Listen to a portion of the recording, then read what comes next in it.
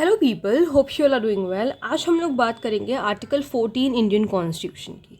ये बहुत ही ज़्यादा इम्पॉर्टेंट है और ये राइट टू इक्वलिटी के बारे में बताता है।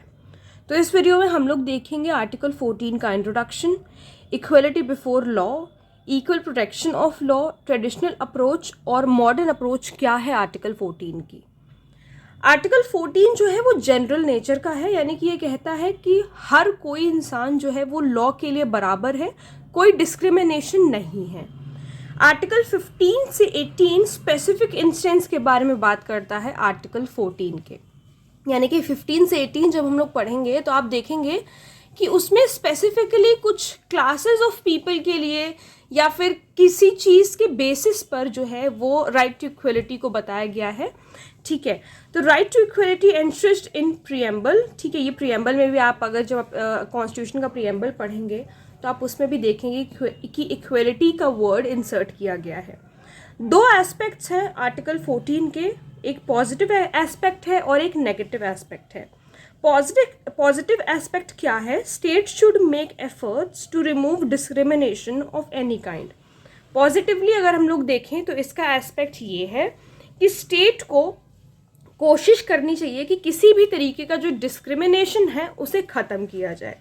नेगेटिव एस्पेक्ट ये है, state should not make law violative of article 14, कि स्टेट कोई भी ऐसा लॉ ना बनाए जो आर्टिकल 14 ऑफ इंडियन कॉन्स्टिट्यूशन को वायलेट करे। एक केस है Indira Gandhi versus Raj Narayan. Article 14 is basic structure of constitution and therefore it can not be amended. इस केस में ये कहा गया कि जो आर्टिकल 14 है वो बेसिक स्ट्रक्चर है कॉन्स्टिट्यूशन का, इसलिए आर्टिकल 14 को किसी भी हद पे अमेंड नहीं किया जा सकता। अब जैसा कि मैंने आपको बताया कि equality before law and equal protection of laws के बारे में आर्टिकल 14 बात करता है। तो इक्वलिटी बिफोर लॉ है क्या? इक्वलिटी बिफोर लॉ ये है, the state shall not deny to any person equality before law. जो स्टेट है वो सारे ही लोगों को, पर्सन्स, देखो यहाँ पे पर्सन लिखा है तो इसका मतलब ये है कि इसमें नॉन सिटीजन्स भी इंक्लूडेड हैं। पर्सन का मतलब ये है कि सिटीजन तो इंक्लूडेड है ही, साथ ही साथ इसमें नॉन सिटीजन्स भी इंक्लूडेड हैं। तो state shall not deny to any person equality before law और the equal protection of laws within the territory of India. Case है National Legal Services Authority versus Union of India, 2018 का ये case है। इस case में ये बताया गया कि पर्सन में ना सिर्फ मेल और फीमेल इंक्लूडेड होते हैं, साथ ही साथ इसमें ट्रांसजेंडर भी इंक्लूडेड होंगे। एक दूसरा केस है Indian young lawyers association versus state of Kerala. Sabarimala temples custom prohibiting women in menstruating age from entering the temple was held unconstitutional. इस केस में कहा गया कि इस टेम्पल में जो मेंस्ट्रुएटिंग एज में विमेन को अंदर नहीं जाने दिया जाता था टेम्पल के, उसको अनकॉन्स्टिट्यूशनल कहा गया कि ये इक्वलिटी नहीं है, जिसकी वजह से अब इसे ख़त्म कर दिया गया है। फिर बात आती है A V Dicey's rule of law के बारे में। एवी डाइसी ने कहा means that no person is above law, कोई भी इंसान लॉ के ऊपर नहीं है, भले ही वो कोई भी हो, देश का प्रधानमंत्री हो, राष्ट्रपति हो, लॉ के ऊपर कोई भी इंसान नहीं है। सुप्रीमेसी ऑफ लॉ है, means that law is supreme, no one is above law, जैसा मैंने कहा। इक्वलिटी बिफोर लॉ का क्या मतलब है? इक्वलिटी बिफोर लॉ का मतलब है all the people should be subject to the same provisions of law which is administered by the ordinary courts of land. Thus, no person is above law, कोई भी इंसान लॉ के ऊपर नहीं है, and has to follow the law, और उसे law follow करना ही पड़ेगा। इक्वल प्रोटेक्शन ऑफ लॉज के बारे में बात करते हैं। Borrowed from 14th amendment of USA constitution, इसे 14th अमेंडमेंट से बोरो किया गया यूएसए कॉन्स्टिट्यूशन के।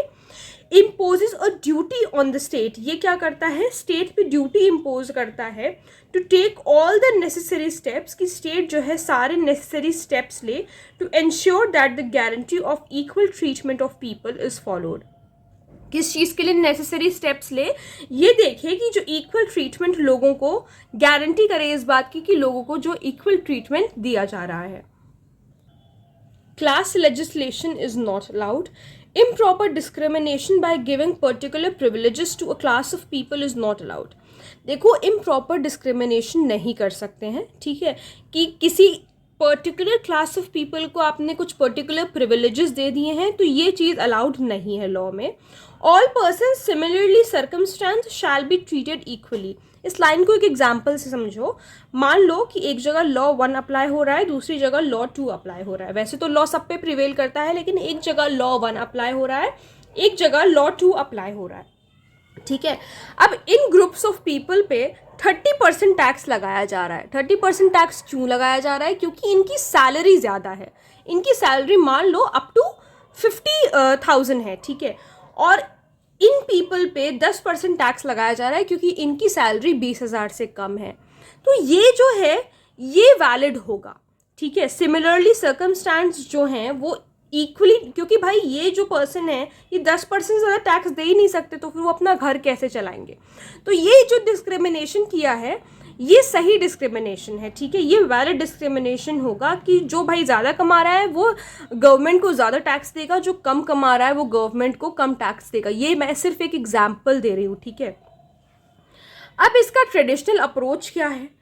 टेस्ट फॉर रीजनेबल क्लासिफिकेशन, ठीक है। R.K. Dalmia versus justice Tendulkar के केस में ये चीज़, दो चीज़ें हुई थी, दो कंडीशंस थे कि कौन सा क्लासिफिकेशन रीजनेबल होगा। यानी कि राइट टू इक्वलिटी में भी आप क्लासिफिकेशन कर सकते हो, लेकिन आपका जो क्लासिफिकेशन है वो रीजनेबल क्लासिफिकेशन होना चाहिए। उस क्लासिफिकेशन के पीछे कोई ना कोई रीज़न होना चाहिए। क्या दो कंडीशंस हैं? Classification should be based on intelligible differentia. वही मैंने आप लोगों को बताया, तो discrimination should have some reason. Classification based होना चाहिए इस मैक्सिम पर इंटेलिजिबल डिफरेंशिया कि डिस्क्रिमिनेशन का कुछ ना कुछ वैलिड रीजन होना चाहिए कि भाई इस वजह से डिस्क्रिमिनेशन किया जा रहा है। रैशनेबल नेक्सस का मतलब क्या है? That rationale should have some real and important connection with the objective which is sought to be achieved by the classification. कि बहुत ही ज़्यादा कुछ रियल या फिर इंपॉर्टेंट कनेक्शन होना चाहिए ऑब्जेक्टिव से कि वो क्या हेल्प कर रहा है क्लासिफिकेशन को अचीव करने के लिए। अब ये तो हो गई हमारी ट्रेडिशनल अप्रोच। अब मॉडर्न अप्रोच देख लेते हैं। Article 14 strikes at arbitrary power. Arbitrary power का मतलब है unequal treatment, not fair, justice concept not involve. तो ये स्ट्राइक करती है आर्बिट्ररी पावर को। इसका केस है E.P. Royappa versus state of Tamil Nadu. Arbitrariness and right to equality are sworn enemies. ये जो आर्बिट्रीनेस है और ये राइट टू इक्वलिटी जो है ये दोनों ही एनिमीज हैं, ठीक है। Right to equality can't be confined within traditional limits. Right to equality को हम सिर्फ उन्हीं ट्रेडिशनल लिमिट में बांध करके नहीं रख सकते कि इसी तरीके से चलेगा, ठीक है। ये बहुत ही ज़्यादा डायनेमिक इन नेचर है, मतलब इसमें चेंज होता रहता है। आप इस केस के साथ साथ एक केस और लिख सकते हो जिसमें यही सेम दोनों चीज़ें हेल्ड हुई थी। उस केस का नाम है Maneka Gandhi versus Union of India. That case is Maneka Gandhi versus Union of India. उस केस में भी यही दोनों चीज़ें हेल्ड करी गई थी, तो आप उसको भी अपने जहां आप नोट्स बना रहे हो वहां पर लिख लो।